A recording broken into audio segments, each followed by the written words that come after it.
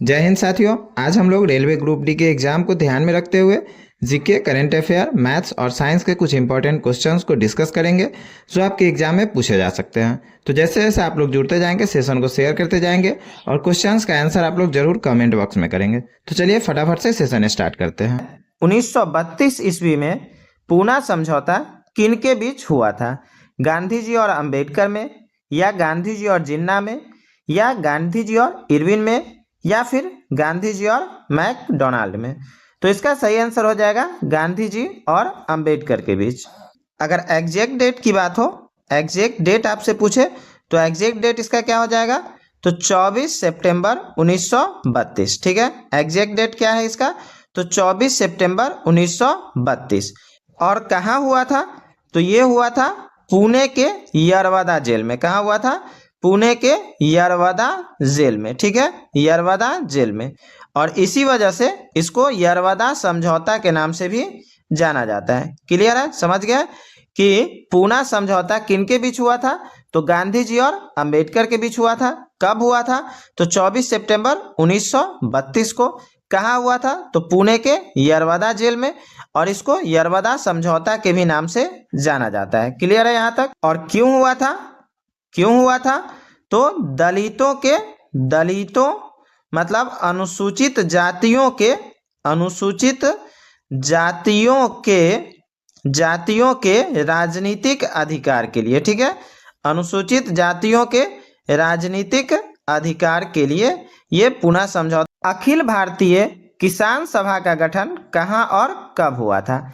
बिहटा 1928 ईस्वी में, या सोनपुर 1929 ईस्वी में, या लखनऊ 1936 ईस्वी में, या फिर पटना 1937 ईस्वी में? तो इसका सही आंसर हो जाएगा लखनऊ 1936 ईस्वी में। और इसकी शुरुआत कब हुई थी? इसकी शुरुआत 1929 ईस्वी में हुई थी। और किनके द्वारा हुई थी इसकी शुरुआत? मतलब अखिल भारतीय किसान सभा की शुरुआत किनके द्वारा हुई थी? तो स्वामी सहजानंद सरस्वती के द्वारा। स्वामी सहजानंद सरस्वती के द्वारा इसकी शुरुआत हुई थी। ठीक है, और स्टार्टिंग में मतलब इसका पुराना नाम क्या था? इसका अगर पुराना नाम कोई पूछे तो इसका नाम सिर्फ किसान सभा था। पुराना नाम क्या था? किसान सभा। ठीक है, बाद में इसका नाम अखिल भारतीय किसान सभा रख दिया। इल्बर्ट बिल कब पारित हुआ? 1880 ईस्वी में, या 1883 ईस्वी में, या 1885 ईस्वी में, या फिर 1893 ईस्वी में? तो इसका राइट आंसर हो जाएगा 1883 ईस्वी में। और ये इल्बर्ट बिल जो पारित हुआ उस समय किनका कार्यकाल था? तो उस समय कार्यकाल था लॉर्ड रिपन का। किनका था? लॉर्ड रिपन का कार्यकाल था। ठीक है, और इसका उद्देश्य क्या था? तो अगर इसके उद्देश्य की बात हो, इल्बर्ट बिल के उद्देश्य की बात हो, तो इसका उद्देश्य था भारतीय न्यायाधीशों को यूरोपीय लोगों के मुकदमे चलाने की अनुमति देना। लोगों के मुकदमे चलाने की अनुमति देना। ठीक है, समझ में आया? चलाने की अनुमति देना मतलब भारतीय जो न्यायाधीश थे, मतलब भारतीय जो जज थे, उनको यूरोपीय लोगों के मुकदमे चलाने की अनुमति देने की इसमें बात हुई थी। लेकिन एक चीज और इसमें याद रखने की क्या बात है कि यूरोपीय जो यहाँ पे मतलब जो भी लोग थे वो इसका विरोध किए। ठीक है, यूरोपीय जो भी लोग थे वो इसका विरोध किए और इस वजह से इसको वापस लेना पड़ा। ध्यान रहेगा, इस वजह से इसको वापस लेना पड़ा। पुनः फिर से मतलब दोबारा, ये तो 1883 में पारित हुआ था, लेकिन ये यूरोपीय विरोध के कारण इसको वापस लेना पड़ा था। तब पुनः 25 जनवरी 1884 ईस्वी को पुनः इसको कुछ संशोधित करके, मतलब इसमें कुछ चेंज करके इसको फिर से पारित किया गया। और अगर एग्जैक्ट लागू की बात हो तो एग्जैक्ट लागू ये कब से हुआ? तो 1 मई 1884 से। ठीक है, ध्यान रहेगा, ये एग्जैक्ट लागू कब हुआ? तो 1 मई 1884 से। तो इतना डिटेल जानकारी आपको रखना जरूरी है। ऐसा नहीं कि क्वेश्चन आपसे एग्जैक्ट यही पूछ दे कि इल्बर्ट बिल कब पारित हुआ। ठीक है, हो सकता है क्वेश्चन का पैटर्न चेंज कर ले कि इल्बर्ट बिल जब पारित हुआ था उस समय किनका कार्यकाल था, तो ये भी आपको याद रखना पड़ेगा ना।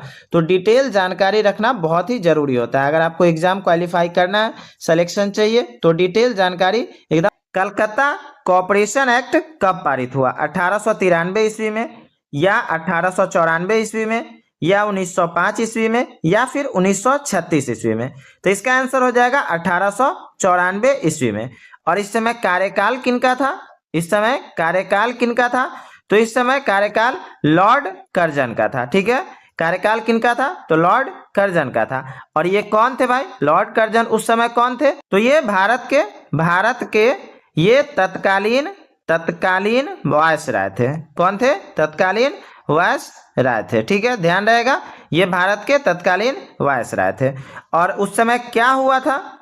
तो उस समय एग्जैक्ट हुआ था कि नगर निगम जो था, नगर निगम, उसमें सदस्यों की संख्या 75 से घटाकर कितनी कर दी गई?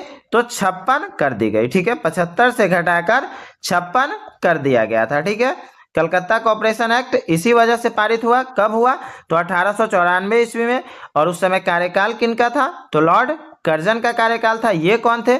तो भारत के तत्कालीन वायसराय थे। क्या हुआ था उस समय? तो नगर निगम सदस्यों की संख्या 75 से घटाकर 56 कर दिया गया था। और इसकी प्रतिक्रिया क्या हुई भाई? तो इसकी प्रतिक्रिया ये हुई कि इसके विरोध में 28 सदस्यों ने इस्तीफा दे दिया। ठीक है, इसके विरोध में 28 सदस्यों ने इस्तीफा दे दिया। प्रथम आईसीएस अधिकारी कौन थे? सुरेंद्र नाथ बनर्जी, या बिपिन चंद्र पाल, या दादा भाई नौरोजी, या फिर इनमें से कोई नहीं? तो अगर हम प्रथम आईसीएस की बात करें तो ये सत्येंद्र नाथ टैगोर थे। ठीक है, सत्येंद्र नाथ टैगोर थे। ठीक है, ध्यान रहेगा, प्रथम आईसीएस अधिकारी कौन थे? तो सत्येंद्र नाथ टैगोर थे। और इन्होंने परीक्षा कब पास की थी? तो 1863 ईस्वी में इन्होंने आईसीएस की परीक्षा पास की थी। और दूसरे नंबर पे कौन आते हैं? तो प्रथम तो हो गए सत्येंद्र नाथ टैगोर, और दूसरे नंबर पे आते हैं सुरेंद्र नाथ बनर्जी। ठीक है, सुरेंद्र नाथ बनर्जी। और इन्होंने कब एग्जाम पास किया? तो इन्होंने 1869 ईस्वी में एग्जाम पास किया। लेकिन हमारे पास तो ऑप्शन में सत्येंद्र नाथ टैगोर दिया ही नहीं है, तो इसमें हम सुरेंद्र नाथ बनर्जी लेकर के चलेंगे। यहाँ पे सुरेंद्र नाथ बनर्जी सही हो जाएगा। क्यों होगा? तो क्योंकि सुरेंद्र नाथ बनर्जी जो थे वो भारतीय सिविल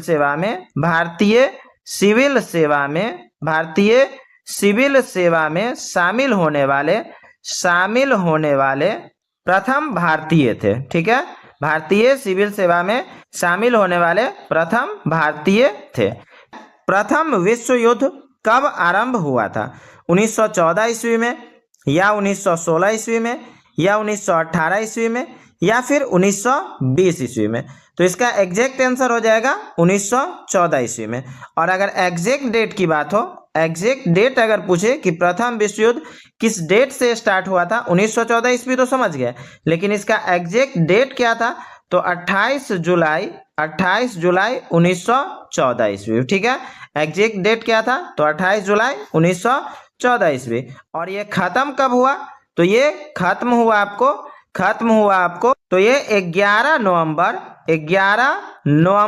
1918 को ये खत्म हुआ। ठीक है, और ये इसका कारण क्या था? तो इसके कारण की मतलब प्रथम विश्व युद्ध के अगर कारण की बात करें तो इसका कारण था साराजेवो में आर्क ड्यूक फ्रांज, ठीक है, आर्क ड्यूक फ्रांज फर्डिनेंज की हत्या। ठीक है, प्रथम विश्व युद्ध का कारण क्या था? तो साराजेवो में आर्क ड्यूक फ्रांज फेर्डिनेंड की हत्या। ठीक है, और इसमें 30 से ज्यादा देश शामिल थे। ठीक है, कितना शामिल थे? तो 30 से ज्यादा देश इसमें शामिल हुए थे। अगर कुछ एग्जैक्ट देश की बात हो तो इसमें कौन कौन देश थे? तो हमारा भारत तो ठीक ही है, भारत है, कनाडा हुआ, कनाडा, ऑस्ट्रेलिया, ये सब ऑस्ट्रेलिया। और भी अगर बात करें तो फ्रांस, रूस, जापान, इस तरह से इटली, ये सब देश शामिल थे। 19वीं शताब्दी में सामाजिक एवं धार्मिक कुरीतियों के खिलाफ निम्न में से किसने आंदोलन किया था? ईश्वर चंद्र विद्यासागर, या राजा राम मोहन, या दयानंद सरस्वती, या फिर उपयुक्त सभी? तो अगर ईश्वर चंद्र विद्यासागर की बात करें तो इन्होंने विधवा पुनर्विवाह और महिला शिक्षा इस दो काम के लिए इन्होंने अपना पूरा जीवन समर्पित कर दिया। और विधवा पुनर्विवाह कानून की बात करें तो ये कानून कब पारित हुआ? तो 1856 ईस्वी में विधवा पुनर्विवाह कानून पारित हुआ। वहीं अगर हम राजा राम मोहन की बात करें तो राजा राम मोहन 1828 ईस्वी में ब्रह्म समाज की स्थापना की है। ठीक है, ब्रह्म समाज की स्थापना की है। और अगर दयानंद सरस्वती की बात करें तो इन्होंने 1875 ईस्वी में आर्य समाज की स्थापना की। ठीक है, आर्य समाज की स्थापना की। तो इस क्वेश्चन का राइट आंसर हो जाएगा उपयुक्त सभी, क्योंकि इन सभी ने सामाजिक एवं धार्मिक कुरीतियों के खिलाफ आंदोलन किया। निम्नलिखित में से कौन राजनैतिक कार्यपालिका का हिस्सा होता है? जिलाधिकारी या गृह मंत्रालय का सचिव या गृह मंत्री या फिर पुलिस महानिदेशक? तो इसका सही आंसर हो जाएगा गृह मंत्री। और इसके हिस्से की बात करें कि इसका हिस्सा कौन कौन है, मतलब राजनैतिक कार्यपालिका का हिस्सा कौन कौन है, तो इसमें राष्ट्रपति आते हैं, प्रधानमंत्री आते हैं और मंत्री परिषद। ठीक है, मंत्री परिषद जैसे कि क्या हो जाएगा? गृह मंत्री हुआ, ठीक है, कैबिनेट मंत्री हुआ। तो इस तरह से यहाँ पे तो ऑप्शन में है नहीं ना, गृह मंत्री बस ऑप्शन में है, तो गृह मंत्री सही हो जाएगा। अगर कैबिनेट मंत्री रहता तो फिर वो कैबिनेट मंत्री हो जाता, या अगर बात करें राज्य मंत्री की, राज्य मंत्री रहता तो ये वाला ऑप्शन हमारा सही हो जाता। मतलब मंत्री परिषद का कोई भी ऑप्शन रहेगा तो वो राजनैतिक कार्यपालिका का हिस्सा होता है। न्यायपालिका के बारे में निम्न में से कौन सा बयान गलत है? ध्यान रखिएगा, यहाँ पे हमको गलत ऑप्शन ढूंढना है। पहला कह रहा है कि संसद द्वारा पारित प्रत्येक कानून को सर्वोच्च न्यायालय की मंजूरी की जरूरत होती है। तो यही ऑप्शन यहाँ पे गलत है कि संसद द्वारा पारित प्रत्येक कानून को सर्वोच्च न्यायालय की मंजूरी की जरूरत होती है, क्योंकि यहाँ पे संसद द्वारा जो पारित है कानून उसको सर्वोच्च न्यायालय के मंजूरी की जरूरत नहीं होती है। फिर भी आगे का ऑप्शन देख लेते हैं। अगर कोई कानून संविधान की भावना के खिलाफ है तो न्यायपालिका उसे अमान्य घोषित कर सकती है, तो ये सही है। तीसरा कह रहा है कि न्यायपालिका कार्यपालिका से स्वतंत्र होता है, तो ये भी सही कह रहा है, न्यायपालिका अलग होता है और कार्यपालिका अलग होता है। चौथा ऑप्शन है कि अगर किसी नागरिक के अधिकारों का हनन होता है तो वह अदालत में जा सकता है, तो ये भी सही कह रहा है। तो यहाँ पे हमको गलत ढूंढना था, तो यही ए वाला ऑप्शन हमारा यहाँ पे राइट हो जाएगा। और अगर न्यायपालिका और कार्यपालिका में अंतर की बात हो तो न्यायपालिका जो है उसको संविधान से शक्ति प्राप्त होती है। ठीक है, ध्यान रखिएगा, संविधान से शक्ति प्राप्त होती है और ये स्वतंत्र रूप से कार्य करता है। वहीं अगर कार्यपालिका की बात हो तो इसको संसद से या फिर विधानसभा से शक्ति प्राप्त होती है। ठीक है, संसद या विधानसभा के ये अधीन होता है। मतलब न्यायपालिका अलग होता है, वो स्वतंत्र रहता है, लेकिन कार्यपालिका जो है वो संसद या विधानसभा के अधीन हो। निम्नलिखित राजनैतिक संस्थाओं में से कौन सी संस्था देश के मौजूदा कानून में संशोधन कर सकती है? सर्वोच्च न्यायालय या राष्ट्रपति या प्रधानमंत्री या फिर संसद? तो इसका राइट आंसर हो जाएगा संसद। और ये संसद क्या है? तो ये भारत की विधायिका है। ठीक है, ये विधायिका है, मतलब लेजिस्लेचर है। ठीक है, ध्यान रहेगा, लेजिस्लेचर है, मतलब कानून जो भी बनता है, कानून बनाने, ठीक है, कानून बनाने, इसको बदलने, मतलब इसमें संशोधित करने, मतलब चेंजिंग कुछ करने, और निरस्त करने की अगर बात करें, निरस्त करने, इस सब के लिए जिम्मेवार कौन है? तो ये संसद जिम्मेवार है। और इसके लिए लोकसभा और राज्यसभा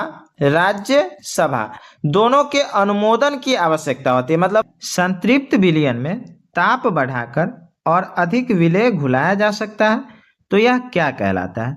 अति संतृप्त विलयन या असंतृप्त विलयन या संतृप्त विलयन या फिर इनमें से कोई नहीं? तो इसका राइट आंसर ए ऑप्शन हो जाएगा, अति संतृप्त विलयन। संतृप्त विलयन का मतलब हुआ सेचुरेटेड सॉल्यूशन। ठीक है, सेचुरेटेड सॉल्यूशन। तो सेचुरेटेड सॉल्यूशन का अगर हम ताप बढ़ाएंगे, मतलब उसका टेम्परेचर अगर हम बढ़ाते हैं, तो उसमें और भी अधिक विलय घुलाया जा सकता है और उसके बाद वो अति संतृप्त विलयन बनेगा, मतलब सुपर सेचुरेटेड विलयन बन जाएगा। सुपर सेचुरेटेड विलयन, सुपर सेचुरेटेड सॉल्यूशन बन जाएगा, ठीक है। और असंतृप्त विलयन को क्या बोलते हैं? तो अनसेचुरेटेड सॉल्यूशन बोला जाता है। क्लियर? इनमें से कौन एरोसोल का उदाहरण है? बादल या हवा या वाष्प या फिर इनमें से कोई नहीं? तो इसका राइट आंसर ए ऑप्शन हो जाएगा, बादल। और भी अगर एरोसोल के उदाहरण की बात करें, जैसे धुंध हो जाएगा, मतलब फॉग हो जाएगा, ठीक है। धूल के कण होगा, धूल के कण हो जाएगा। धुआं होगा, ठीक है, धुआं हो जाएगा। और अगर बात करें हेयर स्प्रे की, हेयर स्प्रे की बात करें, तो हेयर स्प्रे भी एरोसोल का उदाहरण है। आखिर ये एरोसोल होता क्या है? तो एरोसोल जो है वो हवा में सस्पेंडेड पार्टिकल होता है, ठीक है। हवा में सस्पेंडेड पार्टिकल होता है जिसको हम अपने आंख से नहीं देख सकते हैं, ठीक है। आंख से नहीं देख सकते हैं। समझ गए बात को? निम्नलिखित में कौन रासायनिक परिवर्तन का उदाहरण है? जल का उबलना, जल वाष्प का संघनन, कोयला का जलना या फिर लोहे का पिघलना? रासायनिक परिवर्तन मतलब केमिकल चेंज हमसे पूछ रहा है कि केमिकल चेंज कौन सा है। तो केमिकल चेंज तभी होगा जब नया सब्सटेंस बनेगा, मतलब नया पदार्थ जब बनेगा तो वो केमिकल चेंज हो जाएगा।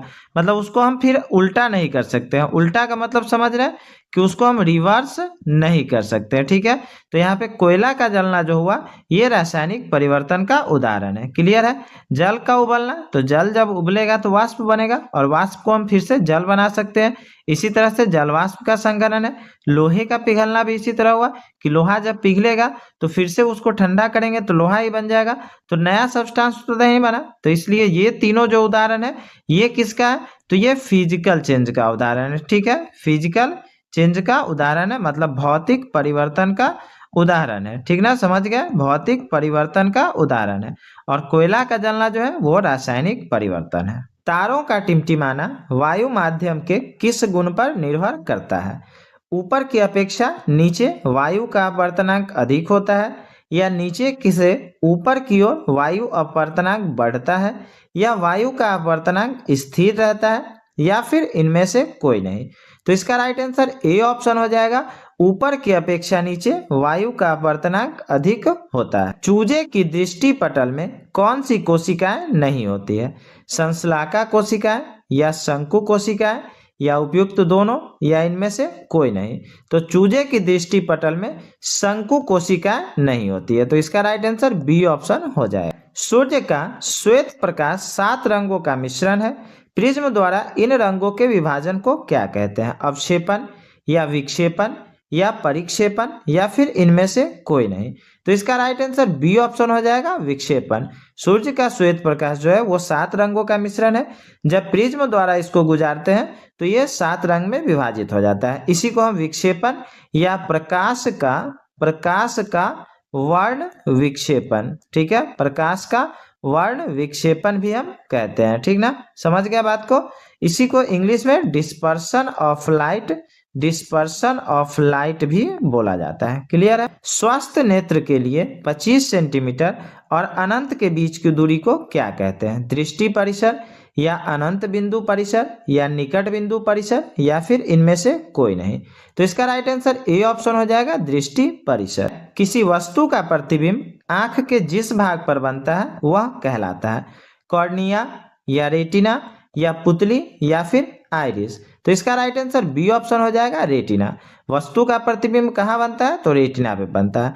अगर कॉर्निया की बात हो तो ये आंख का बाहरी भाग होता है, आंख का बाहरी भाग होता है, ठीक है। पुतली की बात हो तो ये काला वाला भाग रहता है, काला वाला भाग रहता है।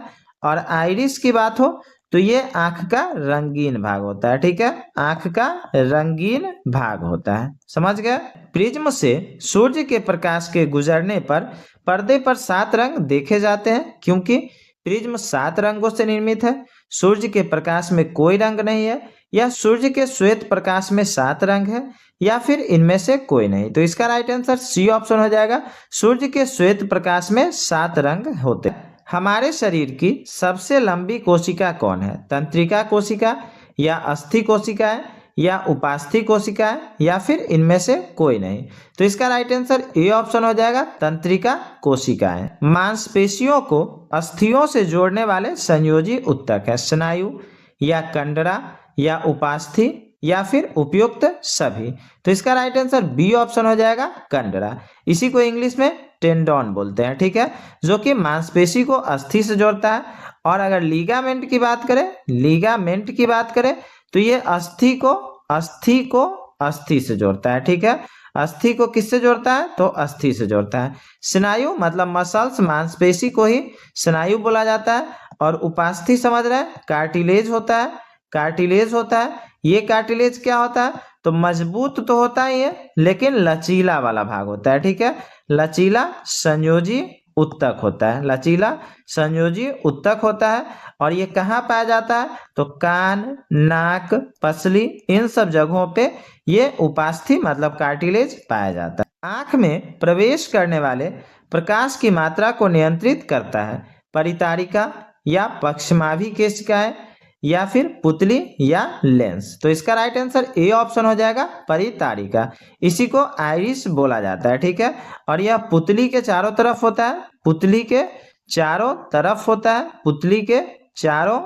होता है और ये आंख में प्रवेश करने वाले प्रकाश की मात्रा को नियंत्रित करता है। हाल में भारत के पहले रीवा टर्मिनल का उद्घाटन कहाँ हुआ है? तो गुवाहाटी में भारत के पहले रीवा टर्मिनल का उद्घाटन हुआ है। स्वच्छ सर्वेक्षण 2025 में भारत का सबसे गंदा शहर किसे घोषित किया गया है? तो मदुरै को स्वच्छ सर्वेक्षण 2025 में भारत का सबसे गंदा शहर घोषित किया गया है। इसरो ने किस वर्ष तक मंगलयान 2 को मंगल ग्रह पर उतारने की घोषणा की है? तो इसरो ने 2030 तक मंगलयान 2 को मंगल ग्रह पर उतारने की घोषणा की है। भारत अंतर्राष्ट्रीय विज्ञान महोत्सव 2025 का आयोजन कहाँ किया जाएगा? तो चंडीगढ़ में भारत अंतर्राष्ट्रीय विज्ञान महोत्सव का आयोजन किया जाएगा। प्रो कबड्डी लीग के 12वें संस्करण का खिताब किसने जीता है? तो दबंग दिल्ली ने प्रो कबड्डी लीग के 12वें संस्करण का खिताब जीता है। भारत सरकार ने 16वें वित्त आयोग का कार्यकाल कब तक बढ़ा दिया है? तो 30 नवंबर 2025 तक 16वें वित्त आयोग का कार्यकाल बढ़ा दिया गया है। किस राज्य सरकार ने राज्य के बाहर गुजर जाने मतलब मर जाने वाले लोगों के ट्रांसपोर्ट के लिए श्रद्धांजलि स्कीम शुरू की है? तो असम राज्य सरकार ने राज्य के बाहर गुजर जाने वाले लोगों के लिए ट्रांसपोर्ट श्रद्धांजलि स्कीम शुरू की है। किस राज्य के प्रदूषण नियंत्रण बोर्ड ने प्रदूषण से निपटने के लिए पहली बार प्लास्टिक अपशिष्ट ब्रांड ऑडिट किया है? तो पंजाब राज्य सरकार ने प्रदूषण नियंत्रण बोर्ड से निपटने के लिए पहली बार प्लास्टिक अपशिष्ट ब्रांड ऑडिट किया है। हाल में राष्ट्रपति द्रौपदी मुर्मू ने किस देश के 50वें स्वतंत्रता दिवस समारोह में भाग लिया है? तो राष्ट्रपति द्रौपदी मुर्मू ने अंगोला के 50वें स्वतंत्रता दिवस समारोह में भाग लिया है। फ्रेंड्स, बहुत जल्द आप लोगों के लिए 2200 करंट अफेयर का सीरीज लेकर आने वाला हूं। तो अगर आप चैनल पर नए हैं तो प्लीज चैनल को सब्सक्राइब कर लें ताकि लेटेस्ट वीडियो की नोटिफिकेशन आपको मिल सके। ICA world cooperative monitor 2025 ranking में किन दो भारतीय सहकारी संस्थाओं ने शीर्ष स्थान प्राप्त किया है? तो इफ्को और अमूल ने वर्ल्ड कोऑपरेटिव मॉनिटर 2025 रैंकिंग में शीर्ष स्थान प्राप्त किया है। क्रिसमस द्वीप जो हाल में समाचारों में था किस महासागर में स्थित है? तो ये हिंद महासागर में स्थित है। क्रिसमस द्वीप हिंद महासागर में स्थित है। हाल में किस भारतीय गायक का नाम Guinness book of world record में दर्ज हुआ है? तो पलक मुच्छल का नाम Guinness book of world record में दर्ज हुआ है। किस राज्य के सभी जिलों में वृद्धा आश्रम स्थापित किए जाएंगे? तो नागालैंड के सभी जिलों में वृद्धा आश्रम स्थापित किए जाएंगे।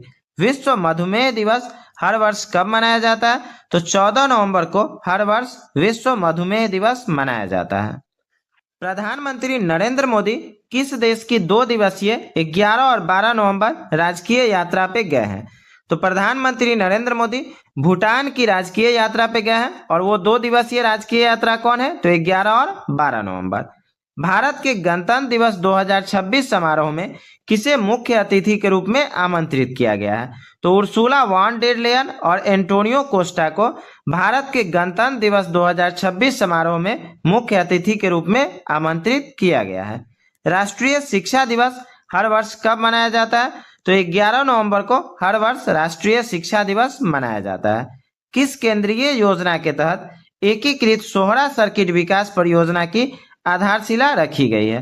तो पीएम डिवाइन योजना के तहत एकीकृत सोहरा सर्किट विकास परियोजना की आधारशिला रखी गई है। भारतीय समुद्री सप्ताह 2025 का आयोजन किस शहर में होगा? तो मुंबई में भारतीय समुद्री सप्ताह 2025 का आयोजन किया जाएगा। किस राज्य सरकार ने महिलाओं को नाइट ड्यूटी के लिए अपनी सहमति देने का अधिकार दिया है? तो उत्तर प्रदेश राज्य सरकार ने महिलाओं को नाइट ड्यूटी के लिए अपनी सहमति देने का अधिकार दिया है। 27 अक्टूबर से 2 नवंबर 2025 तक मनाए जाने वाले सतर्कता जागरूकता सप्ताह का थीम क्या था? तो सतर्कता जागरूकता सप्ताह का थीम सतर्कता हमारी साझा जिम्मेदारी थी। सरकारी और निजी दोनों क्षेत्रों में मासिक धर्म अवकाश नीति लॉन्च करने वाला भारत का पहला राज्य कौन बन गया? तो कर्नाटक भारत का पहला राज्य बन गया है जो सरकारी और निजी दोनों क्षेत्रों में मासिक धर्म अवकाश नीति लॉन्च किया है। कौन सा देश आधिकारिक रूप से दुनिया का पहला कैशलेस देश बन गया है? तो स्वीडन आधिकारिक रूप से दुनिया का पहला कैशलेस देश बन गया है। किस देश ने आधिकारिक तौर पर अपना खसरा मुक्त दर्जा खो दिया है? तो कनाडा ने आधिकारिक तौर पर अपना खसरा मुक्त दर्जा खो दिया है। हाल ही में 7वां भारत विनिर्माण शो कहाँ आयोजित किया जा रहा है? तो बेंगलोर में 7वां भारत विनिर्माण शो आयोजित किया जा रहा है। केंद्र शासित प्रदेश जम्मू कश्मीर अपना विलय दिवस कब मनाता है? तो केंद्र शासित प्रदेश जम्मू कश्मीर 26 अक्टूबर को अपना विलय दिवस मनाता है। हाल में विश्व पशु कल्याण दिवस कब मनाया गया? तो 4 अक्टूबर को विश्व पशु कल्याण दिवस मनाया गया। भारतीय वाणिज्य एवं उद्योग मंडल के नए अध्यक्ष कौन बने हैं? तो निर्मल कुमार मिंडा भारतीय वाणिज्य एवं उद्योग मंडल के नए अध्यक्ष बने हैं। विंग्स ऑफ बेलोर नामक पुस्तक किसके द्वारा लिखी गई है? तो स्वप्निल पांडे के द्वारा विंग्स ऑफ बेलोर नामक पुस्तक लिखी गई है। अंतर्राष्ट्रीय गरीबी उन्मूलन दिवस किस दिन मनाया जाता है? तो 17 अक्टूबर को अंतर्राष्ट्रीय गरीबी उन्मूलन दिवस मनाया जाता है। इंडियन क्रिकेट एसोसिएशन की पहली महिला अध्यक्ष कौन नियुक्त हुई है? तो Shanta Rangaswamy Indian cricket association की पहली महिला अध्यक्ष नियुक्त हुई है। किस देश ने दुनिया के पहले लाइव अंडर वाटर इंटरव्यू का सफलतापूर्वक आयोजन किया है? तो पलाव ने दुनिया के पहले लाइव अंडर वाटर इंटरव्यू का सफलतापूर्वक आयोजन किया है। आरएसएस के शताब्दी समारोह में 100 रुपए के स्मारक सिक्के पर पहली बार कौन सा चित्र अंकित किया गया है? तो भारत माता का चित्र आरएसएस के शताब्दी समारोह में 100 रुपए के स्मारक सिक्के पर पहली बार अंकित किया गया है। बालोद भारत का पहला आधिकारिक रूप से बाल विवाह मुक्त जिला बन गया है। यह किस राज्य में स्थित है? तो बालोद छत्तीसगढ़ राज्य में स्थित है जो पहला आधिकारिक रूप से बाल विवाह मुक्त जिला बन गया है। अक्टूबर 2025 में बोलीविया के राष्ट्रपति का चुनाव किसने जीता है? तो रोड्रिगो पाज ने अक्टूबर 2025 में बोलीविया के राष्ट्रपति का चुनाव जीता है। संयुक्त राष्ट्र दिवस 2025 कब मनाया गया? तो 24 अक्टूबर को संयुक्त राष्ट्र दिवस 2025 मनाया गया है। अमेरिका में 1 अक्टूबर 2025 से सरकारी शटडाउन होने का क्या कारण था? तो बजट विधेयक पास न होने के कारण अमेरिका में 1 अक्टूबर 2025 से सरकारी शटडाउन हुआ था। किस देश ने काफिला प्रणाली जैसी कुप्रथा को बंद करने की घोषणा की है? तो सऊदी अरब ने काफिला प्रणाली जैसी कुप्रथा को बंद करने की घोषणा की है। नोबेल शांति पुरस्कार 2025 से किसे सम्मानित किया गया? तो मारिया कोरिना मचाडो को नोबेल शांति पुरस्कार 2025 से सम्मानित किया गया है। हाल में विश्व हृदय दिवस कब मनाया गया? तो 28 सितंबर को विश्व हृदय दिवस मनाया गया है। मिस यूनिवर्स इंडिया 2025 का खिताब किसने जीता है? तो मनिका विश्वकर्मा ने मिस यूनिवर्स इंडिया 2025 का खिताब जीता है। टाटा मोटर्स के नए एमडी और सीईओ कौन नियुक्त हुए हैं? तो शैलेश चंद्र टाटा मोटर्स के नए एमडी और सीईओ नियुक्त हुए हैं। सितंबर 2025 में नायका ने किस बॉलीवुड अभिनेत्री को अपना ब्रांड एम्बेसडर नियुक्त किया है? तो नायका ने सितंबर 2025 में दीपिका पादुकोण को अपना ब्रांड एम्बेसडर नियुक्त किया है। हाल में फ्रांस के नए प्रधानमंत्री कौन बने हैं? तो सेबास्टियन लेकोर्नु फ्रांस के नए प्रधानमंत्री बने हैं। किस देश के प्रधानमंत्री ने अपने राष्ट्रपति से औपचारिक रूप से क्षमादान की मांग की है? तो इजराइल के प्रधानमंत्री ने अपने राष्ट्रपति से औपचारिक रूप से क्षमादान की मांग की है। राष्ट्रपति द्रौपदी मुर्मू ने कहाँ एकता और युवाओं पर आयोजित प्रमुख कार्यक्रम में भाग लिया है?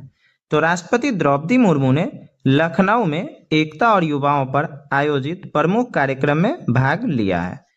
अक्टूबर 2025 में भारत की यात्रा करने वाले आमिर खान मुत्ताकी कौन है?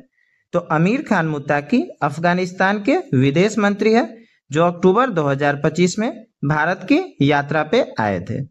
प्रतिवर्ष दुनिया भर में विश्व खाद्य दिवस किस तारीख को मनाया जाता है?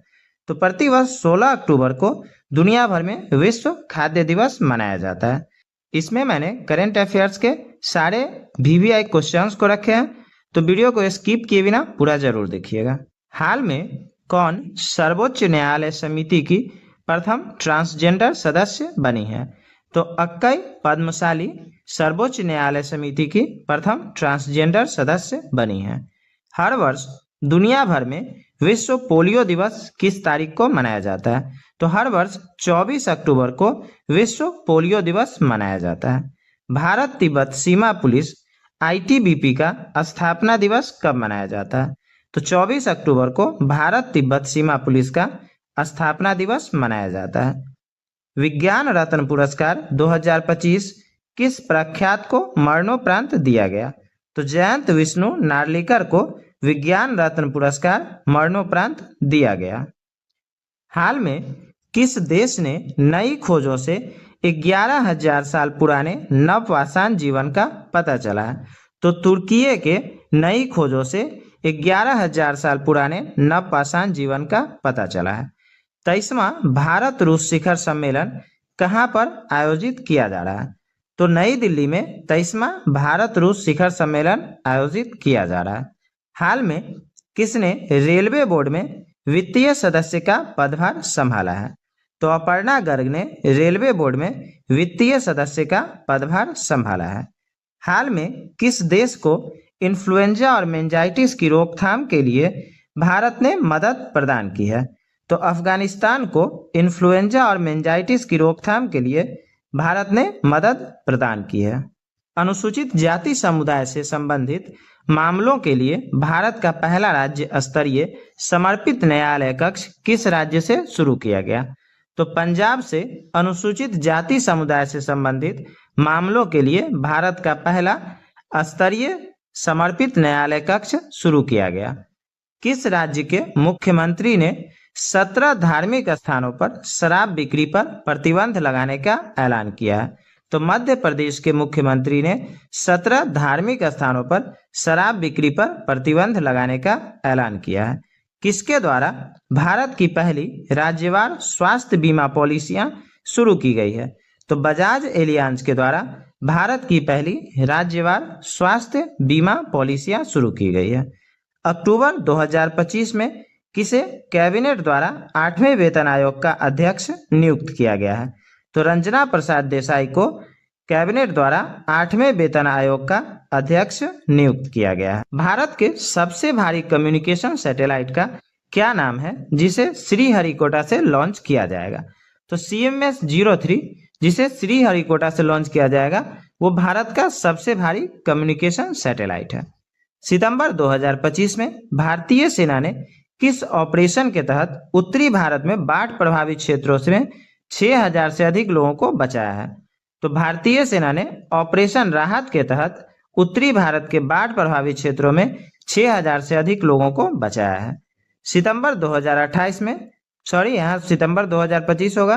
रॉयल भूटानी बौद्ध मंदिर का उद्घाटन कहाँ हुआ? तो राजगीर जो कि बिहार में पड़ता है वहाँ रॉयल भूटानी बौद्ध मंदिर का उद्घाटन हुआ है। हाल में असम सरकार ने किस शहर को राज्य की दूसरी राजधानी घोषित किया है?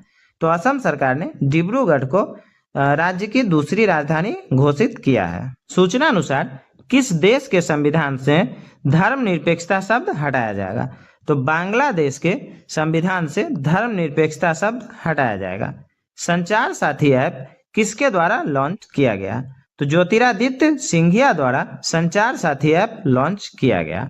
सीआरपीएफ का महानिदेशक किसे नियुक्त किया गया है? तो ज्ञानेंद्र प्रताप सिंह को सीआरपीएफ का महानिदेशक नियुक्त किया गया है। 21 जनवरी 2025 को किस राज्य का स्थापना दिवस मनाया गया? तो मणिपुर, मेघालय और त्रिपुरा, इन सभी राज्यों का स्थापना दिवस 21 जनवरी 2025 को मनाया गया। बीएसएफ का अतिरिक्त पुलिस महानिदेशक किसे नियुक्त किया गया है? तो मोहन कुमार अग्रवाल को बीएसएफ का अतिरिक्त पुलिस महानिदेशक नियुक्त किया गया है। किस आईआईटी ने कैंसर थेरेपी के लिए इंजेक्टेबल हाइड्रोजेल विकसित किया है? तो आईआईटी गुवाहाटी ने कैंसर थेरेपी के लिए इंजेक्टेबल हाइड्रोजेल विकसित किया है। किस केंद्रीय मंत्री ने भारत पोल पोर्टल लॉन्च किया है? तो अमित शाह ने भारत पोल पोर्टल लॉन्च किया है। केंद्रीय सड़क परिवहन और राजमार्ग मंत्री नितिन गडकरी ने कहाँ सड़क सुरक्षा अभियान 2025 शुरू किया है? तो केंद्रीय सड़क परिवहन और राजमार्ग मंत्री नितिन गडकरी ने मुंबई में सड़क सुरक्षा अभियान 2025 शुरू किया है। वर्ष 2025 में प्रवासी भारतीय दिवस समारोह का 18वां संस्करण कहाँ आयोजित किया गया? तो भुवनेश्वर में प्रवासी भारतीय दिवस समारोह का 18वां संस्करण आयोजित किया गया। हाल में किस राज्य में मुख्यमंत्री सेहत योजना शुरू की गई है? तो पंजाब में मुख्यमंत्री सेहत योजना शुरू की गई है। किसने ऑल इंडिया रेडियो के विशेष कुंभवाणी चैनल का उद्घाटन किया है? तो योगी आदित्यनाथ ने ऑल इंडिया रेडियो के विशेष कुंभवाणी चैनल का उद्घाटन किया है। जनवरी 2025 में किस राज्य सरकार द्वारा बीमा सखी योजना की शुरुआत की गई है? तो जनवरी में गोवा राज्य सरकार द्वारा बीमा सखी योजना की शुरुआत की गई है। 11 जनवरी 2025 को किस भाषा को आधिकारिक रूप से शास्त्रीय भाषा का दर्जा दिया गया है? तो मराठी भाषा को आधिकारिक रूप से शास्त्रीय भाषा का दर्जा 11 जनवरी 2025 को दिया गया। किस देश के क्रिकेटर तमीम इकबाल ने अंतर्राष्ट्रीय क्रिकेट से संन्यास लिया है? तो बांग्लादेश के क्रिकेटर तमीम इकबाल ने अंतर्राष्ट्रीय क्रिकेट से संन्यास लिया है।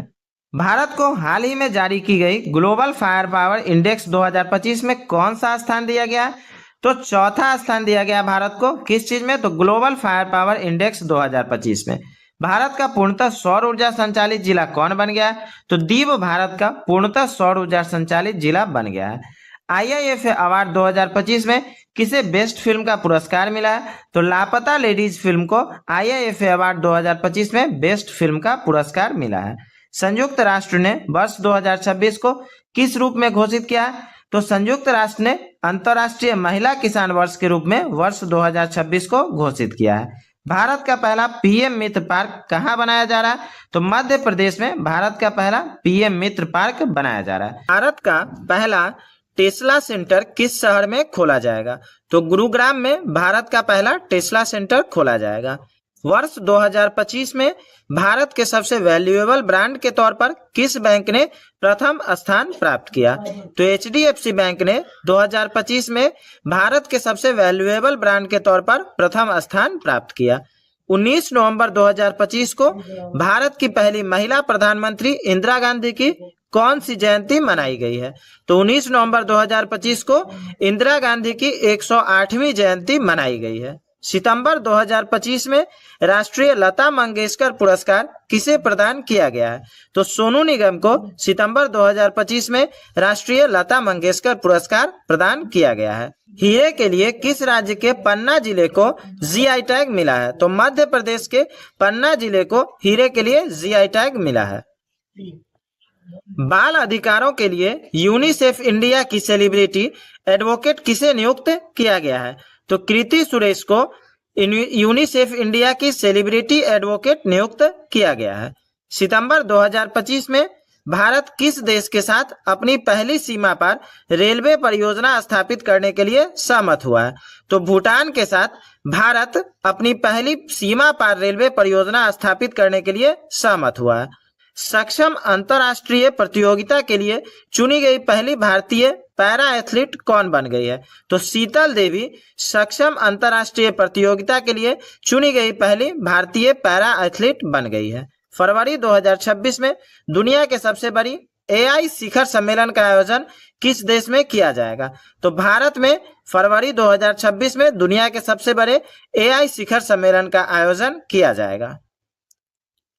7 नवंबर 2025 को भारत के प्रसिद्ध भौतिक विज्ञानी सीवी रमन जी की कौन सी जयंती मनाई गई है? तो भारत के प्रसिद्ध भौतिक विज्ञानी सीवी रमन जी की 137वीं जयंती 7 नवंबर 2025 को मनाई गई है। भारत की सबसे बड़ी भूतापीय ऊर्जा प्रौद्योगिकी पायलट प्रोजेक्ट किस राज्य में स्थापित करने की घोषणा की गई है? तो आंध्र प्रदेश में भारत की सबसे बड़ी भूतापीय ऊर्जा प्रौद्योगिकी पायलट प्रोजेक्ट स्थापित करने की घोषणा की गई है। IISF विश्व चैंपियनशिप में पदक जीतने वाले पहले व्यक्तिगत भारतीय निशानेबाज कौन बन गए हैं? तो अनेश भानवाला IISF विश्व चैंपियनशिप में पदक जीतने वाले पहले व्यक्तिगत भारतीय निशानेबाज बन गए हैं। भारतीय मानक ब्यूरो BIS का महानिदेशक किसे नियुक्त किया गया है? तो संजय गर्ग को भारतीय मानक ब्यूरो BIS का महानिदेशक नियुक्त किया गया है। वर्ष 2027 तक अंतरिक्ष में सौर ऊर्जा से चलने वाले AI डेटा सेंटर बनाने के लिए किसके द्वारा प्रोजेक्ट सन कैचर लॉन्च किया गया है? तो गूगल द्वारा प्रोजेक्ट सन कैचर लॉन्च किया गया है, जो वर्ष 2027 तक अंतरिक्ष में सौर ऊर्जा से चलने वाला AI डेटा सेंटर बनेगा। हाल में ही टाइम आउट द्वारा जारी सर्वेक्षण में एशिया का सबसे खुशहाल शहर किसे घोषित किया गया है? तो मुंबई को हाल में टाइम आउट द्वारा जारी सर्वेक्षण में एशिया का सबसे खुशहाल शहर घोषित किया गया है। मित्र शक्ति अभ्यास के 11वें संस्करण का आयोजन भारत और किस देश के बीच किया जा रहा है? तो भारत और श्रीलंका के बीच मित्र शक्ति अभ्यास के 11वें संस्करण का आयोजन किया जा रहा है। इंग्लैंड के प्रसिद्ध फुटबॉलर डेविड बेकहम नाइटहुड सम्मान प्राप्त करने वाले कौन से फुटबॉलर बन गए हैं? तो डेविड बेकहम 17वें फुटबॉलर बन गए हैं जिनको नाइटहुड सम्मान प्रदान किया गया है। IISF विश्व चैंपियनशिप में पुरुषों की 10 मीटर एयर पिस्टल स्पर्धा में व्यक्तिगत एयर पिस्टल विश्व खिताब जीतने वाले पहले भारतीय कौन बने हैं? तो सम्राट राणा IISF विश्व चैंपियनशिप में पुरुषों की 10 मीटर एयर पिस्टल स्पर्धा में व्यक्तिगत एयर पिस्टल विश्व खिताब जीतने वाले पहले भारतीय बने हैं। दृष्टिबाधित महिला T20 विश्व कप के पहले संस्करण का उद्घाटन किस शहर में किया गया है? तो दृष्टिबाधित महिला T20 विश्व कप के पहले संस्करण का उद्घाटन नई दिल्ली में किया गया है। किस भारतीय को अमेरिका में 2029 के अंतरिक्ष मिशन प्रशिक्षण के लिए चुना गया है? तो कुंचला कैवाल्य रेड्डी को अमेरिका में 2029 के अंतरिक्ष मिशन प्रशिक्षण के लिए चुना गया है। पानी के नीचे दुनिया की सबसे गहरी अनुसंधान प्रयोगशाला कौन सा देश बनाएगा? तो भारत पानी के नीचे दुनिया की सबसे गहरी अनुसंधान प्रयोगशाला बनाएगा। 130वें संविधान संशोधन विधेयक 2025 की जांच के लिए संसद की संयुक्त समिति के अध्यक्ष के रूप में किसे नियुक्त किया गया है? तो अपराजिता सारंगी को 130वें संविधान संशोधन विधेयक 2025 की जांच के लिए संसद की संयुक्त समिति के अध्यक्ष के रूप में नियुक्त किया गया है। राष्ट्रीय जनजाति फिल्म महोत्सव 2025 निम्न में से किस शहर में शुरू किया गया है? तो इम्फाल में राष्ट्रीय जनजाति फिल्म महोत्सव 2025 शुरू किया गया है।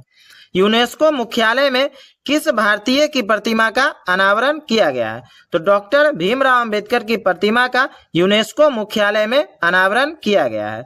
किस राज्य ने तकनीकी केंद्र मैट्रिक्स पहल बनाना शुरू किया है? तो महाराष्ट्र ने तकनीकी केंद्र मैट्रिक्स पहल बनाना शुरू किया है। 18वीं बिहार विधानसभा के लिए नए अध्यक्ष कौन चुने गए हैं? तो प्रेम कुमार 18वीं बिहार विधानसभा के लिए नए अध्यक्ष चुने गए हैं। प्रधानमंत्री कार्यालय के नए परिसर का नया नाम क्या रखा गया है?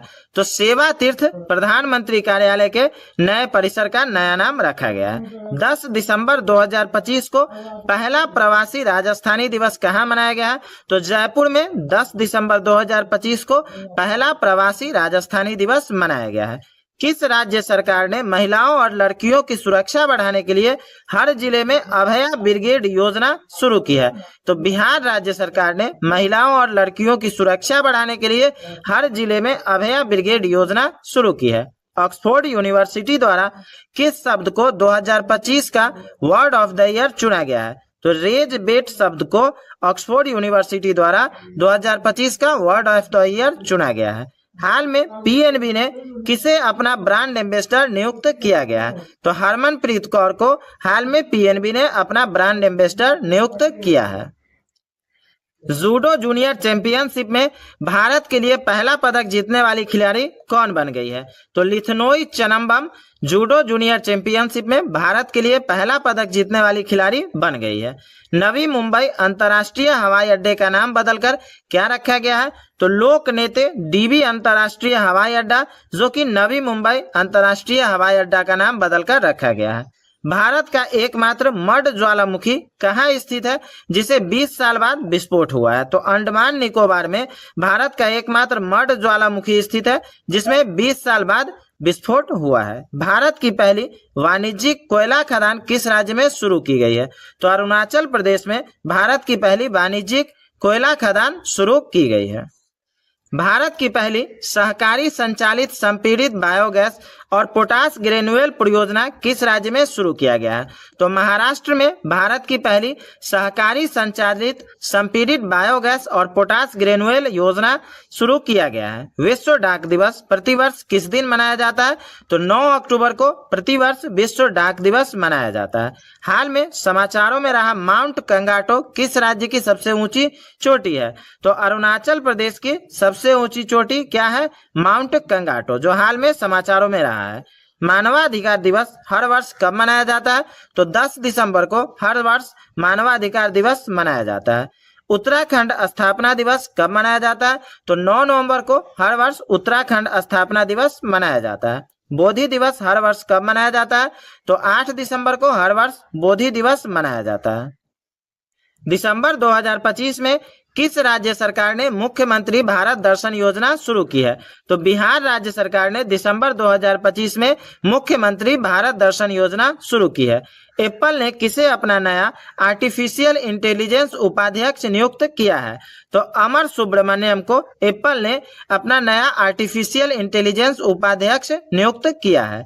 हर वर्ष नौसेना दिवस किस दिन मनाया जाता है? तो 4 दिसंबर को हर वर्ष नौसेना दिवस मनाया जाता है। हाल में किस राज्य ने प्रेरणा स्कीम शुरू की है? तो असम राज्य ने हाल में प्रेरणा स्कीम शुरू की है। हाल में बीएसएफ का महानिदेशक किसे नियुक्त किया गया है? तो प्रवीण कुमार को हाल में बीएसएफ का महानिदेशक नियुक्त किया गया है। हाल में ईरानी कप 2025-26 का खिताब किसने जीता है? तो विदर्भ ने ईरानी कप 2025-26 का खिताब जीता है। 8 अक्टूबर 2025 को भारतीय वायुसेना दिवस का कौन सा स्थापना दिवस मनाया गया है? तो 8 अक्टूबर 2025 को भारतीय वायुसेना दिवस का 93वां स्थापना दिवस मनाया गया है। मारिया कोरिना मचाडो किस देश से संबंधित है जिन्होंने 2025 का नोबेल शांति पुरस्कार जीता है? तो मारिया कोरिना मचाडो वेनेजुएला देश से संबंधित है जिन्होंने 2025 का नोबेल शांति पुरस्कार जीता है। अंतर्राष्ट्रीय आपदा जोखिम न्यूनीकरण दिवस निम्न में किस दिन मनाया जाता है? तो 13 अक्टूबर को अंतर्राष्ट्रीय आपदा जोखिम न्यूनीकरण दिवस मनाया जाता है। गोवी रेगिस्तान में दुनिया का पहला सौर तापीय ऊर्जा संयंत्र किस देश ने शुरू किया है? तो चीन ने गोवी रेगिस्तान में दुनिया का पहला सौर तापीय ऊर्जा संयंत्र शुरू किया है। 2 रेलगाड़ियां क्रमशः पी और क्यू से चलना शुरू करती है और क्रमशः 50 किलोमीटर प्रति घंटा तथा 40 किलोमीटर प्रति घंटा की गति से एक दूसरे की ओर चलती है। जब वे मिलती है तो पहली रेलगाड़ी दूसरी रेलगाड़ी से 100 किलोमीटर अधिक दूरी तय कर चुकी होती है। पी तथा क्यू के बीच की दूरी कितनी है? क्या कह रहा है? 2 स्थान है, पी और क्यू की बात हो रही है। 2 स्थान है पी और क्यू, वहां पे 2 रेलगाड़ियां चलना शुरू करती है, एक 50 किलोमीटर प्रति घंटा से और दूसरी 40 किलोमीटर प्रति घंटा से। ठीक है, क्लियर है यहाँ तक? अब ये पहली वाली जो रेलगाड़ी है इसका स्पीड ज्यादा है तो ऑफकोर्स ये ज्यादा दूरी तय करेगा। और सेम वही चीज क्वेश्चन में भी दिया है कि पहली रेलगाड़ी दूसरी रेलगाड़ी से 100 किलोमीटर अधिक दूरी तय करती है। क्लियर है? अभी इस रेलगाड़ी के द्वारा क्या कह रहा है कि 50 किलोमीटर प्रति घंटा स्पीड है और इसका है 40 किलोमीटर प्रति घंटा, मतलब 1 घंटा में ये 50 किलोमीटर का दूरी तय कर रहा है। ठीक है, और दूसरी रेलगाड़ी 1 घंटा में कितना किलोमीटर तय कर रही है? तो 40 किलोमीटर। ठीक है, अब 1 घंटा में एक्स्ट्रा दूरी कितना तय हो रहा है, तो ये 50 जा रही है और ये 40, मतलब 10 किलोमीटर एक्स्ट्रा दूरी तय हो रहा है, ठीक है। और ज्यादा दूरी कितना तय हुआ है पहली रेलगाड़ी द्वारा, तो 100 किलोमीटर ज्यादा दूरी तय हुआ है, मतलब इसको 10 घंटा टाइम लगा होगा 100 किलोमीटर ट्रेवल करने में, क्योंकि 1 घंटा में अगर 10 किलोमीटर ट्रेवल हो रहा है तो 10 घंटा लगा होगा 100 किलोमीटर की दूरी एक्स्ट्रा ट्रेवल करने में। क्लियर है? तो मतलब हुआ कि दोनों रेलगाड़ी 10-10 घंटा चली है, ठीक है। दोनों रेलगाड़ी कितना कितना चली है, 10-10 घंटे, ठीक है। अब पहली रेलगाड़ी का स्पीड क्या है, 50 किलोमीटर प्रति घंटा। तो अगर ये 50 किलोमीटर प्रति घंटा के हिसाब से 10 घंटा चलती है तो ये कितना दूरी तय किया, 500 किलोमीटर तय किया।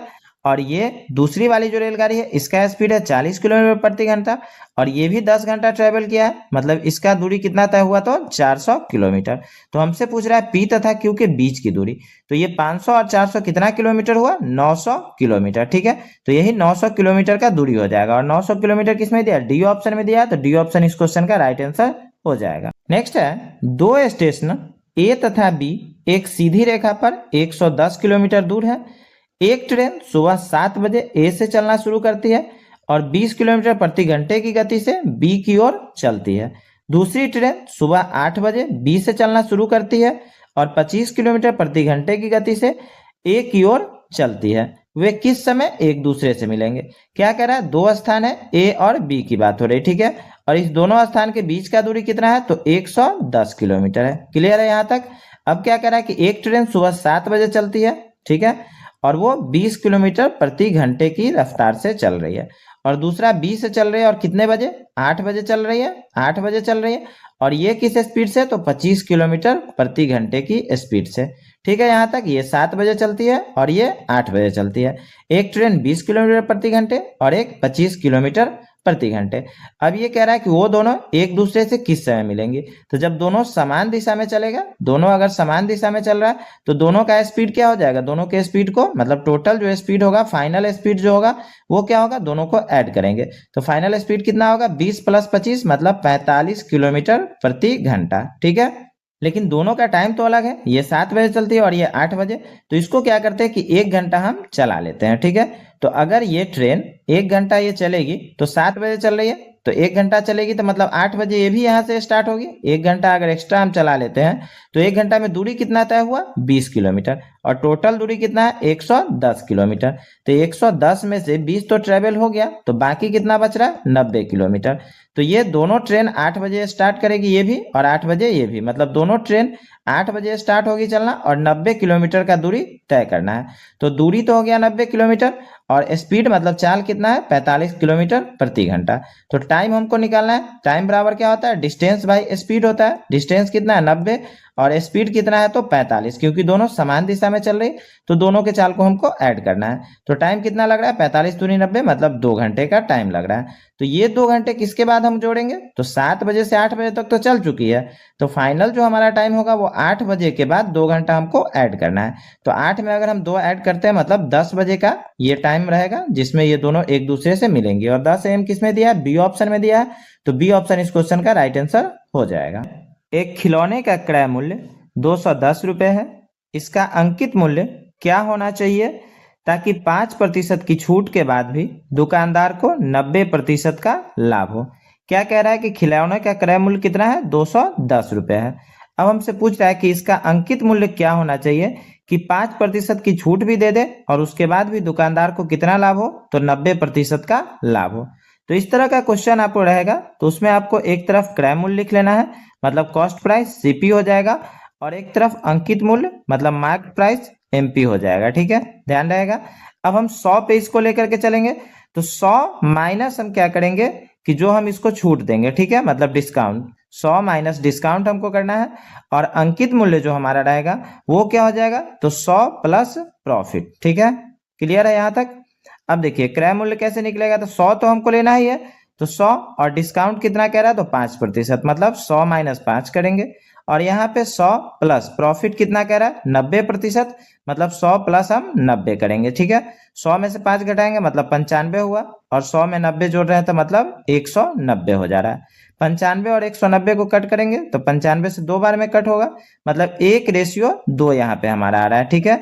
मतलब CP और MP मतलब कॉस्ट प्राइस और मार्केट प्राइस का रेशियो हमारा कितना आ रहा है, 1:2, मतलब 1:2 आ रहा है। अब क्या करा है इसमें कि क्रय मूल्य 210 रुपये है और हम क्या माने हुए, एक यहाँ पे हम माने थे, तो एक यूनिट अगर 210 के बराबर है, एक यूनिट यहाँ पे है, ठीक है, एक यूनिट किसके बराबर है, 210 के बराबर है, तो 2 यूनिट किसके बराबर हो जाएगा, तो ऑफकोर्स 2 में हम 210 से गुना करेंगे, मतलब 420 के बराबर हो जाएगा, ठीक है। तो अंकित मूल्य हमसे पूछ रहा है, तो यही अंकित मूल्य 420 रुपया हो जाएगा, क्लियर है। और 420 रुपया किस में दिया है, बी ऑप्शन में दिया है, तो बी ऑप्शन यहाँ पे राइट आंसर हो जाएगा। एक शर्ट का अंकित मूल्य 520 रुपये है, यदि इसे 20% की छूट पर बेचने पर 30% का लाभ हो तो क्रय मूल्य क्या था। क्या कह रहा है, अंकित मूल्य कितना है, 520 रुपये है और 20% की छूट पे बेचा जा रहा है, फिर भी 30% का लाभ हो रहा है। इसमें भी सेम उसी तरह से हमको करना है सीपी और इधर हम लिखेंगे एमपी, ठीक है, मतलब कॉस्ट प्राइस और मार्क प्राइस। अब 100 पे हमको दोनों को लेकर के चलना है, ठीक है, 100 माइनस हमको यहाँ डिस्काउंट करना है और यहाँ पे 100 प्लस हमको प्रॉफिट करना है, क्लियर है। तो सीपी जो होगा कॉस्ट प्राइस है, ये क्या कह रहा है कि 20% की छूट पर बेचने पर 30% का लाभ हो रहा है, तो छूट कितना है, 20% है, तो 100 माइनस 20 करेंगे और लाभ कितना है, 30%, तो यहाँ पे हम 100 प्लस 30 करेंगे, ठीक है। 100 माइनस 20 कितना हुआ, 80 हो रहा है और 100 प्लस 30 130 हो रहा है, ठीक है, 0 से 0 कट हो गया, मतलब 8:13 हमारा यहाँ पे आ रहा है, क्लियर है यहाँ तक। अब क्या कह रहा है, अंकित मूल्य कितना है, 520 है। पिछले वाले क्वेश्चन में क्या था, कॉस्ट प्राइस, मतलब हमारा क्रय मूल्य वहां पे दिया हुआ था, लेकिन यहाँ पे तो अंकित मूल्य दिया है, तो अंकित मूल्य तो हमारा 13 यूनिट है और ये 13 यूनिट किसके बराबर है, तो ये 520 के बराबर है। तो अगर 13 यूनिट 520 के बराबर है तो एक यूनिट किसके बराबर होगा, 13 चौका 52, मतलब 40 के बराबर हो जाएगा, ठीक है। एक यूनिट किसके बराबर होगा, तो 40 के बराबर होगा। अब जो कॉस्ट प्राइस है हमारा, क्रय मूल्य जो है वो कितना यूनिट है, 8 यूनिट है और यही हमको निकालना है। तो अगर एक यूनिट 40 के बराबर है तो 8 यूनिट किसके बराबर होगा, तो इसमें हमको 40 से गुना कर देना है, 8 चौक 32 होता है, मतलब 320 रुपये, क्लियर है। तो 320 रुपया जो हुआ वही हमारा क्रय मूल्य हुआ और 320 किस में दिया, बी ऑप्शन में दिया, तो बी ऑप्शन इस क्वेश्चन का राइट आंसर हो जाएगा, क्लियर। नेक्स्ट है, एक वस्तु को 4550 रुपए में बेचने पर अर्जित लाभ उसी वस्तु को 3290 रुपए में बेचने पर हुई हानि का 5 गुना है। 20% का लाभ अर्जित करने के लिए वस्तु का विक्रय मूल्य कितना होगा। क्या कह रहा है, 4550 रुपए में बेच रहा है तो लाभ अर्जित जो हो रहा है वो 3290 रुपए में बेचने पर हुई हानि का 5 गुना है। तो यहाँ पे हम बीच में कॉस्ट प्राइस ले लेंगे और इसके बाएं तरफ हम जो हानि वाला भाग होगा वो बाएं तरफ लेंगे और लाभ वाला जो भाग होगा वो दाएं तरफ लेंगे, ठीक है, यहाँ तक कोई दिक्कत नहीं है। अब क्या कह रहा है कि 4550 रुपया में हम बेच रहे हैं तो लाभ अर्जित हो रहा है, ठीक है, 4550 में हम बेच रहे हैं तो लाभ अर्जित हो रहा है और 3290 में बेच रहे हैं तो हानि हो रहा है, ठीक है। अब क्या कह रहा है कि ये जो लाभ अर्जित हो रहा है वो हानि का 5 गुना है, तो मान लेंगे कि हानि अगर 1 हो रहा है तो लाभ इसको कितना हो रहा है, 5 गुना, मतलब 5 हो रहा है। यहाँ तक तो कोई दिक्कत नहीं है। तो दोनों का अंतर मतलब 3290 और 4550, दोनों का अंतर कितना है, तो दोनों का अंतर आपका 1260 रुपए का आता है, क्लियर है। दोनों का अंतर कितना आ रहा है, 1260 रुपए का। और यहाँ पे हानि और लाभ दोनों के बीच का ऐड जो हम कर रहे हैं तो ये कितना यूनिट हो रहा है हमारा, 6 यूनिट हो रहा है, ठीक है। तो ये जो 6 यूनिट है ये किसके बराबर हो रहा है आपका, 1260 के बराबर। तो अगर 6 यूनिट 1260 के बराबर है तो एक यूनिट किसके बराबर होगा, तो एक यूनिट ऑफकोर्स 1260 बटा हम अगर 6 कर रहे हैं तो 210 के बराबर होगा, ठीक है। एक यूनिट किसके बराबर हो रहा है, तो 210 के बराबर, ठीक है। अब हमको इसका कॉस्ट प्राइस निकालना है, तो कॉस्ट प्राइस में या तो आप हानि वाला जो मतलब 3290 में बेच रहे हैं तो कितना का हानि हो रहा है, तो 210 का, तो 210 को जोड़ लीजिए क्योंकि एक ही गुना हानि हो रहा है ना। तो 3290 में अगर हम 210 जोड़ रहे हैं तो कितना हो रहा है हमारा, तो 3290 में 210 जोड़िएगा तो 3500 आ जाएगा, ठीक है। या आप दूसरे तरीके से निकाल सकते हैं कि 4550 तो लाभ वाला है लेकिन इसमें 5 गुना का बात हो रहा है, तो मतलब 210 का 5 गुना इसमें से हमको घटाना पड़ेगा, ठीक है। तो 4550 में से हमको कितना घटाना, 210 का 5 गुना करेंगे मतलब 1050 हो जाएगा, तो यहाँ पे भी हमारा 3500 आ रहा है। मतलब कॉस्ट प्राइस इस वस्तु का कितना हो रहा है, तो 3500 रुपया हो रहा है, ठीक है। कॉस्ट प्राइस कितना हो रहा है, तो 3500 रुपया हो रहा है। अब हमसे क्या कह रहा है कि 20% का लाभ अर्जित करने के लिए वस्तु का विक्रय मूल्य क्या होगा, मतलब एसपी हमको निकालना है। तो क्रय मूल्य हमारा कितना है, 3500 है और ये तो अपने आप में 100% है ना, ये तो 100% है। और हमको लाभ कितना अर्जित करना है, 20%, मतलब 120 से इसको गुना करेंगे, ठीक है। 0 से 0 कट हो गया, यहाँ पे भी इस 0 से ये 0, तो 350 गुने 12, ठीक है, गुना करेंगे। 0 का तरह का 12 पंचे 60 का 0 6, 12 तिहाई 36 और 42, कितना रुपया हो रहा है, 4200 रुपया। और ये 4200 रुपया किसमें दिया है, तो 4200 रुपया आपका बी ऑप्शन में दिया है, तो बी ऑप्शन इस क्वेश्चन का राइट आंसर हो जाएगा। नेक्स्ट है, रवि को 2500 रुपए की आवश्यकता थी। उसने कुछ राशि ए से और कुछ बी से उधार ली। ए को उसने 5% का ब्याज दिया और बी को 7% का ब्याज दिया। यदि एक वर्ष के अंत में उसके द्वारा दिया गया कुल ब्याज 160 रुपए है तो उसने ए से कितनी राशि उधार ली थी। उसको आवश्यकता कितने रुपए की थी, तो 2500 रुपए की थी। और ब्याज हमारा दो तरह का है, एक है 5% और एक है 7%। और टाइम कितना है, तो एक वर्ष का है। तो मान लेंगे कि एक से वो 100 रुपया लिया तो दूसरे से तो 2500 का जरूरत है ना, तो दूसरे से 2500 माइनस 100 रुपया लिया। ठीक है, ये दो तरह का हमारा मूलधन हो गया और साधारण ब्याज पे ही निकलेगा। समय कितना रहेगा, तो दोनों में एक वर्ष का समय रहेगा। और दर कितना होगा, तो एक में 5% का है और एक में 7% का है। बट्टा में 100 करेंगे। ठीक है, बट्टा में 100 और इस दोनों को हमको जोड़ना है। और इस दोनों का हमको जोड़ मतलब कुल ब्याज हमारा कितना दे रहा है, तो 160 रुपये दे रहा है। क्लियर है। x गुने 1 गुने 5 मतलब कितना हो जाएगा, तो 5x बट्टा 100 ये हो गया। और ये प्लस 2500 माइनस x गुने 1 गुने 7, तो 2500 को अगर आप 7 से गुना करिएगा कितना हो जाएगा, 17,500 माइनस 7x बट्टा में 100। ठीक है, बराबर 160। अब इसका बट्टा और का जोड़ कर लीजिए, तो 5x प्लस 1750 माइनस 7x बट्टा में 100 रहेगा। तो इस 100 को हम बराबर के इधर ले गए, मतलब इसको हम कर लेंगे 16,000, क्योंकि 160 तो पहले था, 2 जीरो एक्स्ट्रा यहाँ पे ऐड हो जाएगा। ठीक है, जब इसको आप सॉल्व करिएगा तो 5x माइनस 7x मतलब 2x हो जाएगा, माइनस में रहेगा यहाँ पे। ठीक है, और 16,000 में से 17,500 अगर हम घटाते हैं तो कितना हो जा रहा है, 1,500 मतलब 1,500 हो जाएगा। तो माइनस से माइनस तो कट हो गया, माइनस में ही रहेगा ना। 16,000 में से 17,500 घटाना तो माइनस में रहेगा, माइनस से माइनस कट हो गया। तो x का मान कितना हो रहा है हमारा, 750। तो ये x का मान जो 750 हो रहा है, तो वही कह रहा है कि a से कितना लिया था, तो पहला वाला जो मानेंगे वही a मानेंगे। तो ये 750 हमारा आंसर हो गया। और ये किस में दिया, ए ऑप्शन में दिया, तो ए ऑप्शन इस क्वेश्चन का राइट आंसर हो जाएगा। या इसको आप अगर शॉर्टकट में बनाना चाहे तो देखिए कितना रुपए का बात हो रहा है, 2500 रुपए का। तो 2500 रुपए का अगर हम 7% निकालते हैं, 2500 रुपए का 7% निकालेंगे कितना आ रहा है, 175 आएगा। ठीक है, 2500 का 7% कितना आएगा, 175। लेकिन कुल ब्याज हमारा कितना दिया है, 160 दिया है। ठीक है, तो दोनों में डिफरेंस कितने का, 15 का डिफरेंस है। दोनों में डिफरेंस कितने का है, 15 का। और एक से 5% पे लिया है और दूसरे से 7% पे। तो यहाँ ब्याज में डिफरेंस कितने का है, तो 2% का। ठीक है, तो 2% मतलब 2 यूनिट इसको मान लीजिए। 2 यूनिट किसके बराबर है, 15 के बराबर है।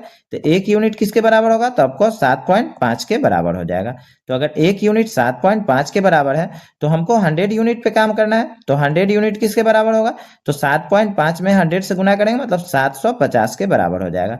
तो यही जो 750 आपका है वो ए के द्वारा दिया गया हमारा राशि है। ठीक है, तो ये 750 हमारा आंसर हो जाएगा। क्लियर है। नेक्स्ट है, एक आदमी को 40 रुपए में 45 नींबू बेचने पर 20% की हानि होती है। 20% लाभ कमाने के लिए उसे 24 रुपए में कितने नींबू बेचने चाहिए। क्या कह रहा है कि 40 रुपया में अगर 40 रुपया में अगर वो 45 नींबू बेच रहा है, 40 रुपया में 45 नींबू बेच रहा है, तो कितना हानि हो रहा है, 20% का। हम कोई भी काम 100% पे करते हैं, तो 100 में से 20 घटा मतलब 80 हमारा आ गया यहाँ पे। तो 80% किसके बराबर है, तो 80% किसके बराबर है, 40/45 के। ठीक है, तो 1% किसके बराबर हो जाएगा, तो 40/45 गुने 80 के बराबर होगा। ठीक है, यहाँ पे 80 से गुना करेंगे नीचे में। क्लियर है। अब क्या कह रहा है कि 20% का इसको लाभ कमाना है, तो 20% का लाभ तो 100 में 20 हमको ऐड करना है, मतलब 120 पे हम लेकर के चलेंगे। तो अगर 1% किसके बराबर है, 40/45 गुने 80 के, तो 120% किसके बराबर होगा, तो 40/45 गुने 80 और गुने 120 के बराबर होगा। 40 दूनी 80 और 2 से 60 दूनी 120, कितना हो रहा है, 60/45, 15 से कट जाएगा, 15 चौका 60 और 15 तिया 45, कितना हमारा आ रहा है, 4/3। ऊपर क्या माने हुए, रुपया माने थे और नीचे क्या माने थे, नींबू माने थे। ठीक है, तो 4 रुपया में इसको क्या बेचना है, 3 नींबू बेचना है। 4 रुपया में क्या बेचना है, तो 3 नींबू बेचना है। अब हमसे क्या कह रहा है कि 24 रुपया में कितना नींबू बेचना चाहिए। तो 24 रुपया है, तो यहाँ पे तो 4 रुपया हमारा है, तो इसको हमको क्या करना है, 24 रुपया करना है। तो 4 रुपये को 24 करने के लिए 6 से यहाँ पे गुना करेंगे, तो नींबू में भी 6 से गुना करना होगा। तो 3 नींबू बेच रहा था, तो 3 छक्के कितना बेचेगा, तो 18 नींबू बेचेगा। ठीक है, और 18 नींबू किस में दिया, तो बी ऑप्शन में दिया। बी ऑप्शन इस क्वेश्चन का राइट आंसर हो जाएगा। नेक्स्ट है, 3 वस्तुओं का क्रय मूल्य 2:3:5 में है। यदि पहली को 10% लाभ, दूसरी को 20% हानि और तीसरी वस्तु को 14% लाभ पर बेचा जाए तो कुल लाभ या हानि का प्रतिशत कितना होगा। क्या कह रहा है, 2:3:5 के अनुपात में है। यहाँ तक तो कोई दिक्कत नहीं है। पहली वस्तु का अनुपात 2 है, दूसरी का 3 है और तीसरी वस्तु का अनुपात कितना है तो 5 दिया है। अब क्या कह रहा है कि पहली वस्तु पे क्या कह रहा है कि 10% का लाभ, तो गुने 10 कर लीजिए। दूसरी पे कह रहा है 20% का हानि, तो यहाँ पे माइनस का साइन देंगे, ये लाभ वाला में प्लस का साइन देंगे। तो इसका 20% हानि है तो गुने 20 कर लीजिए। और तीसरी वस्तु को 14% लाभ, तो प्लस में हो जाएगा गुने ये 14। और टोटल जो हमारा है वो टोटल कितना आ रहा है तो 2 3 5 और 5 कितना हो रहा है टोटल 2 3 5 और 5 मतलब 10 हो रहा है। और ये 10 का ही हमको निकालना है कि फाइनल हमारा जो लाभ होगा या हानि होगा वो प्रतिशत, तो यही x मान लेंगे। अब अगर प्लस में आ रहा है तो लाभ होगा और माइनस में आ रहा है तो हानि होगा। यहाँ तक तो कोई दिक्कत नहीं है। प्लस में आएगा तो लाभ होगा और माइनस में आएगा तो हानि होगा। 2 दहाई 20 हो गया, 20 तिहाई 60 हो गया और 14 पंचे 70 हो गया बराबर 10x। ठीक है, 20 और 70 90, 90 माइनस 60 बराबर हो गया 10x। 90 में 60 गया 30, 30 बराबर 10x, तो x बराबर कितना हो रहा है 3 हो रहा है। और ये तो हमारा प्लस में आ रहा है, तो जैसे ही 3 प्लस में आया मतलब 3% का लाभ हुआ। ठीक है, और 3% लाभ किसमें दिया है तो सी ऑप्शन में दिया। सी ऑप्शन इस क्वेश्चन का राइट आंसर हो जाएगा। नेक्स्ट है, एक शिकारी एक हिरन से 200 मीटर पीछे है। शिकारी 12 मीटर प्रति सेकेंड की गति से दौड़ता है और हिरन 10 मीटर प्रति सेकेंड की गति से भागता है। शिकारी को हिरन को पकड़ने में कितना समय लगेगा। मान लीजिए कि यहाँ पे शिकारी है, ठीक है, और यहाँ पे हिरन है। क्या कह रहा है, एक शिकारी एक हिरन से 200 मीटर पीछे है। शिकारी जो है वो हिरन से कितना पीछे है तो 200 मीटर पीछे है। अब शिकारी किस गति से चला 12 मीटर प्रति सेकेंड की गति से, और हिरन किस गति से भाग रहा है तो 10 मीटर प्रति सेकेंड की गति से। ठीक है, यहाँ तक कोई दिक्कत नहीं। अब शिकारी भी इसी तरफ जाएगा और हिरन भी इसी तरफ जाएगा। ठीक है, तो फाइनल जो स्पीड होगा, फाइनल स्पीड जो होगा, तो जब सेम डायरेक्शन में रहेगा तो फाइनल स्पीड को क्या करेंगे घटाते हैं हम लोग। तो 12 में से 10 घटाए मतलब 2 मीटर प्रति सेकेंड का हमारा फाइनल स्पीड हुआ। और ये जो स्पीड हो गया 2 मीटर प्रति सेकेंड का, और डिस्टेंस कितना है तो डिस्टेंस है आपका 200 मीटर का। डिस्टेंस कितना है तो 200 मीटर का। कह रहा है कि शिकारी को हिरन को पकड़ने में कितना समय लगेगा, मतलब टाइम निकालना है। तो टाइम बराबर क्या हो जाएगा डिस्टेंस बाय स्पीड, मतलब 200 बटा 2 करेंगे तो इसको जब कट करेंगे तो 100, तो यही 100 सेकेंड जो हमारा हुआ वो आंसर हुआ। और 100 सेकेंड किस में दिया सी ऑप्शन में दिया। सी ऑप्शन इस क्वेश्चन का राइट आंसर हो जाएगा। नेक्स्ट है, एक पिता और पुत्र की वर्तमान आयु का अनुपात 5:2 है। 8 वर्ष पहले उनकी आयु का अनुपात 3:1 था। 18 वर्ष बाद पिता की आयु कितनी होगी।